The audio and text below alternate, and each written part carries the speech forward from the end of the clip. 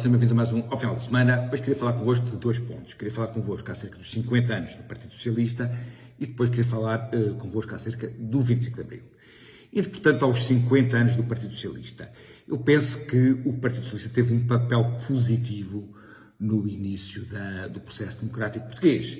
Isto porquê? Porque havia basicamente três hipóteses de caminho para Portugal. Portanto, seria a que era defendida pelo PCP. Nós seríamos uma espécie de Cuba da Europa, seríamos um país comunista no meio da Europa.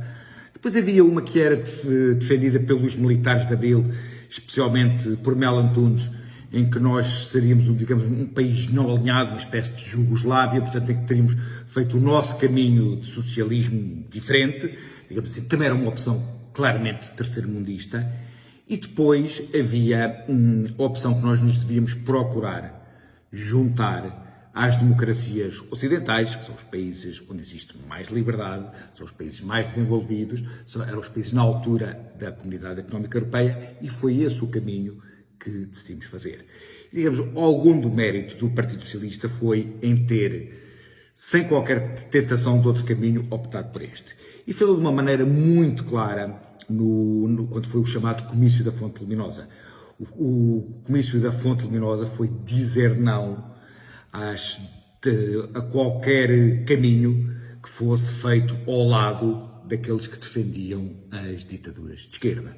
Portanto, digamos que foi aí que foi erigido o muro que António Costa, anos depois, se viria a gabar de ter derrubado. Dizer assim, nós connosco não fazemos, nós não alinhamos em ditaduras, não alinhamos em opressões, foi feito em 75. A partir daí, eu penso que o percurso do Partido Socialista não foi um percurso bom para a democracia portuguesa. Ou seja, eu acho que Portugal, nestes 50 anos, podia-se ter tornado um país muito desenvolvido. Por exemplo, a Irlanda fez esse percurso, de país pouco desenvolvido, num espaço de tempo não muito grande, tornou-se num dos países mais desenvolvidos, o que seria, digamos, um caminho radioso, muito otimista, mas podíamos ter, de forma mais realista, ter estado um país, digamos, no meio do pelotão. Ou seja, nada diz que Portugal deve ser um país menos desenvolvido do que Espanha, por exemplo, aqui ao lado, ou até não temos alguns problemas que a Espanha tem, como o das nacionalidades. Quer dizer, termos Portugal como um país de nível médio a nível europeu seria algo perfeitamente execuível, e penso que não o foi, graças muito àquilo que foi a ação política do Partido Socialista. O Partido Socialista, a partir do tal comício da Fonte Luminosa, nunca esteve do lado certo da história. Nunca esteve do lado certo da história, por exemplo, foi contra ou empatou muito o se ter começado os processos de privatização, não era a favor que a televisão se abrisse aos privados. Portanto, tudo o que podia significar desenvolvimento para a sociedade portuguesa, o Partido Socialista esteve do lado do conservadorismo e até se ter transformado naquilo que é atualmente um ativo tóxico da sociedade portuguesa. Se nós pensarmos, o partido tem como secretário-geral António Costa e como presidente Carlos César, não é um partido que possa representar vetores de modernidade, de ética, vetores que sejam aspiracionais para construirmos um país interessante. Portanto, esse Partido Socialista que no início teve esse papel positivo é neste momento o tal ativo tóxico que nos tem condenado à mediocridade.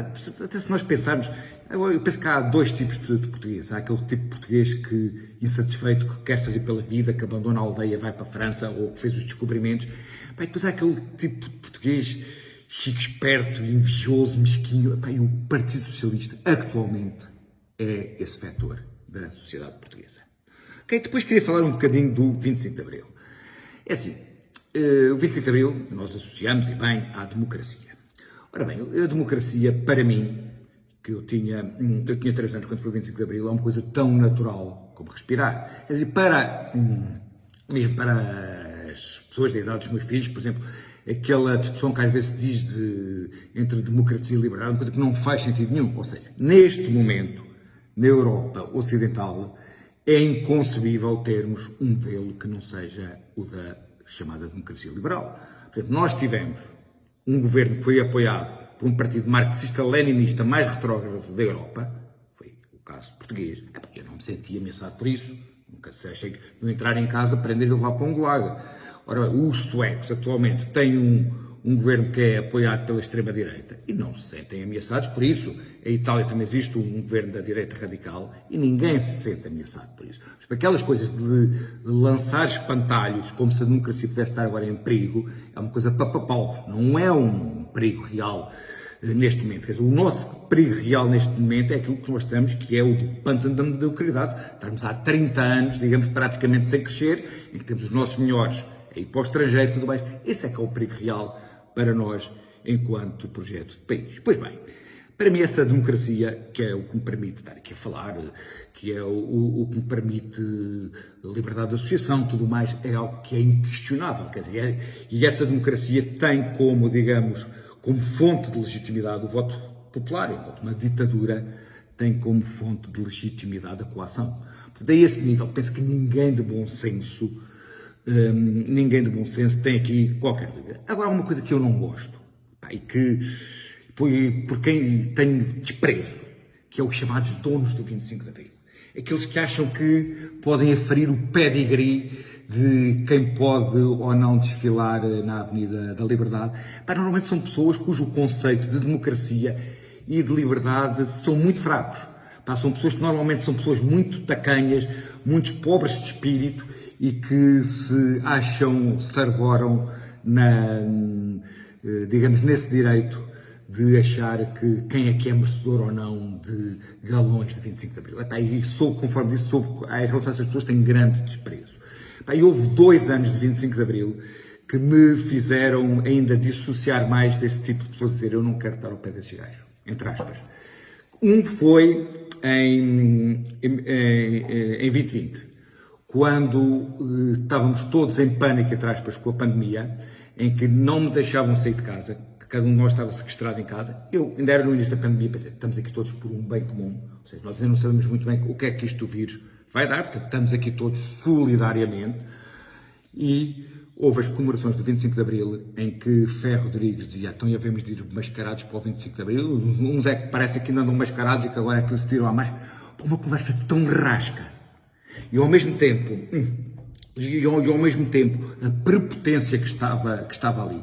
Foi o ano em que fazia 75 anos que a Segunda Guerra Mundial, que os russos chamam a Grande Guerra Patriótica, que é a coisa que mais une os russos, que se assinalou esse aniversário.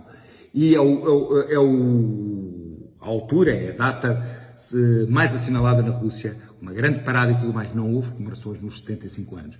A forma arrogante como foram anunciadas essas comemorações do 25 de Abril, a mim revoltou-me e pôs-me de lado. E este ano acontece mais ou menos o mesmo. Ou seja, vem aí o Presidente do Brasil. Por razões institucionais, o Presidente do Brasil deve ser muito bem recebido. Ou seja, nós temos as relações entre Portugal e o Brasil não dependem de Lula, de Marcelo, nem nada, devem ser relações acima disso tudo e a nível estratégico devem ser das relações mais importantes que Portugal tem. Agora, por alma de quem é que se vai associar Lula, que tem um passado e um presente de amigo de ditaduras, que tem um passado de corrupção, que qualquer pessoa que queira ver as coisas sem clubismos poderá estar. A que propósito é que se vai pôr Lula junto do 25 de Abril? Que, conforme digo, Lula, enquanto Presidente do Brasil, merece-nos, a nós portugueses, todo o respeito. Agora, por um personagem, daquelas marcelices parvas que o Marcelo julga-se um adiantado mental, e tem coisas que são de bradar aos céus.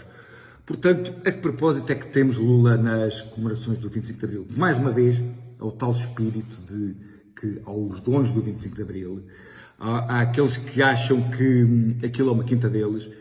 Eu, para classificar esse tipo de pessoas, gostava de pedir palavras emprestadas ao João César Monteiro ou ao José Milhazes, que por motivos de decência não o vou fazer aqui.